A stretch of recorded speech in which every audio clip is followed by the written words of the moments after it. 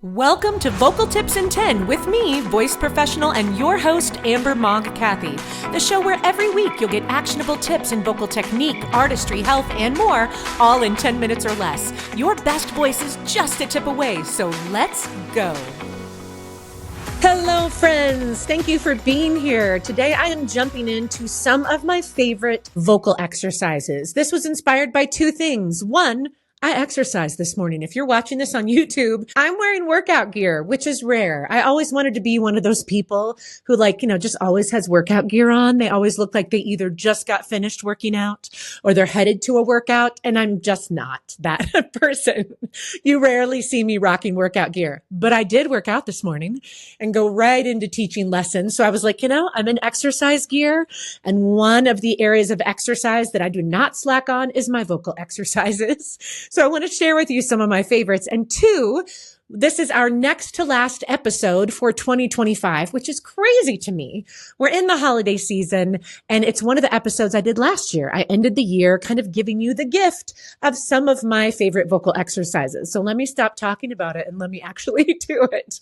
I'm going to jump in first with one of my favorite warm-ups, and I love this one because it does so many things, and you don't need anything. You can do it on the go, meaning you don't have to have a recorded track, an instrument in front of you. You don't need to be anywhere in particular. It is the vocal raspberry. Like you're a little brat that's sticking your tongue out at someone, being mean.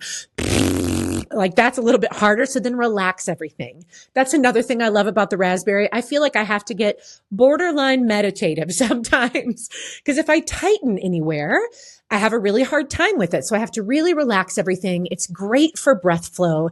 It is a semi-occluded vocal tract exercise. So it sets up the vocal folds as efficiently as possible.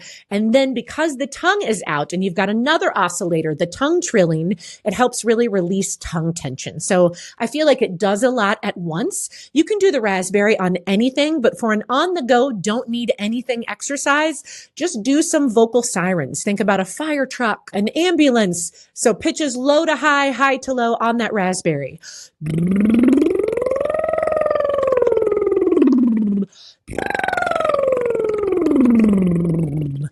Just a couple of those, I feel better.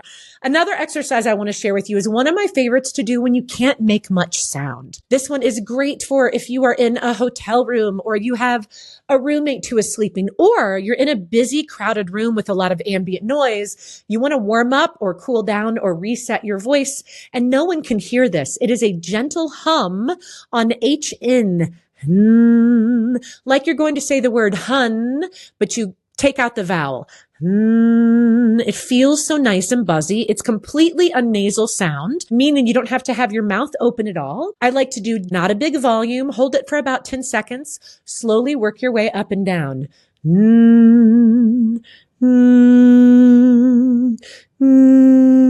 I'm doing many versions, obviously. This is another semi-occluded vocal tract exercise. Great to set your vocal folds up efficiently. It's a very resonant sound, so I love it for locking in resonance. This is also a sound that can potentially diminish swelling, help vocal folds that are tired feel a little bit better. And like I said, you can do it almost anywhere and get away with it. One of my favorite exercises to get your articulators, your jaw and tongue ready to go, release some potential tension, I call floppy jaw. I made this one up. You're going to take your tongue, hang it out on your bottom lip. I always tell singers, think about going to the dentist. If you've ever had to go to the dentist and you've had Novocaine and you think you can use your tongue, but nope, alas, you cannot. It's just going to hang out on your bottom lip. Blech. And then you're just going to let your jaw flop. Blah, blah, blah, blah, blah, blah, blah. People ask me what vowel consonant combo this is, which always makes me giggle because it is not a particular vowel consonant. Blah. Blah, blah, blah, blah, blah, blah, blah, blah. That's probably the closest. The closest consonant is probably B with an A vowel sound. You can take it up a 5-note scale. Blah, blah, blah, blah, blah, blah, blah, blah, blah. Triads. Blah, blah, blah, blah, blah. An octave arpeggio.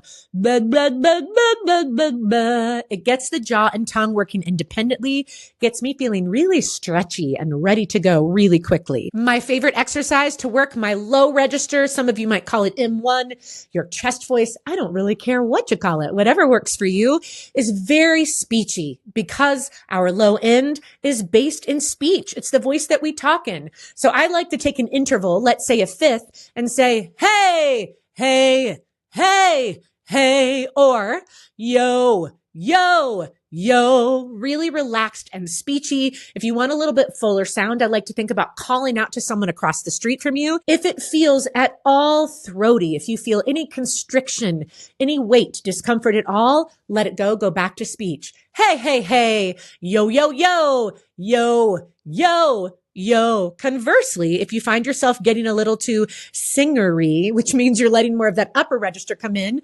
yo, yo, yo, there's nothing wrong with that, but you aren't really working that shortening, thickening muscle, which is responsible for our low end. And that's the muscle I'm looking to work in this exercise. So just take it back to speech. Then we want to work the flip side. If we're going to work the shortening, thickening muscle, much like a bicep, we want to work the stretching, elongating muscle, much like our tricep. That's the muscle responsible for our upper register, our head voice, M2, again, whatever you want to call it. I love little baby sirens, kind of like we did with the raspberry, but I like to pitch these. So let's say a sliding third. Ooh,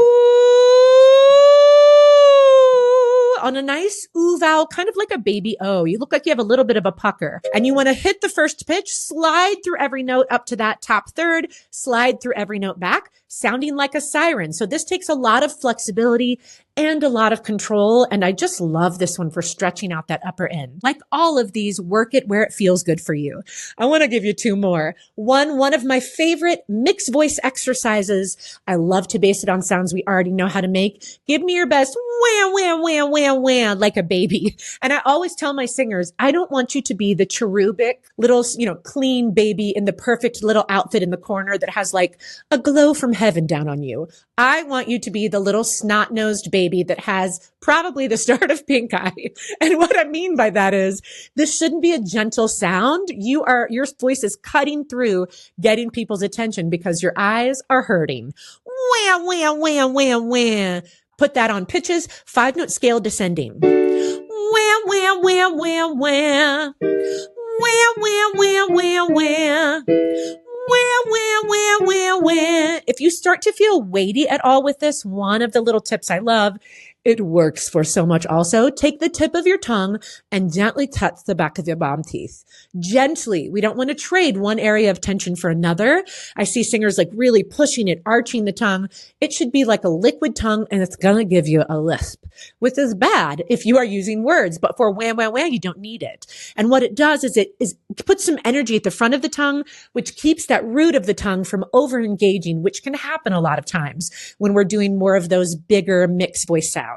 And then my last one I want to share with you, I shouldn't even be sharing this because it is magic if you have not used the puppy whimper. And it is a great way if you are going to get a beltier, fuller sound and you find yourself a little too heavy, the vocal folds are too thick and you're having a hard time lightening it up a little bit. Play with the puppy whimper.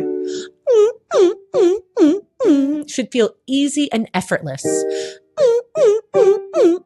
Then I love to take that puppy dog whimper into my song. Oh yes, that's puppy dog whimper on shallow. Then you jump back in and add the words.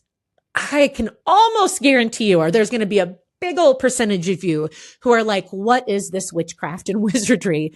And it just really helps those edges of the vocal folds work together. So it naturally thins out things a little bit. So you get this full sound for such an easier feel. I just want to give you guys all of these to say thank you for listening. Thank you for making this podcast as successful as it has been. If you find this podcast helpful, if you are a regular listener, I would so appreciate it if you would take the time to give a quick review.